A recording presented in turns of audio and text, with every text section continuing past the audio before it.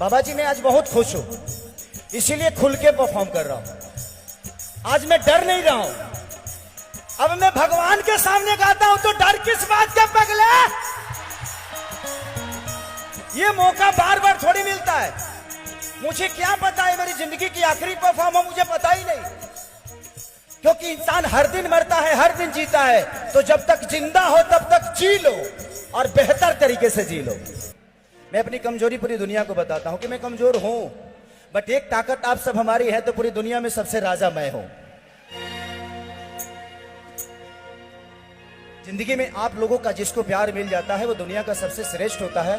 लेकिन दिल में रखिएगा हमेशा, मैं गरीब था लेकिन आपका आशीर्वाद पाने के बाद मैं सबसे अमीर हूं। क्योंकि मुझे पैसे से अमीर नहीं बनना, आपके दिल में अमीर बनना है मुझे।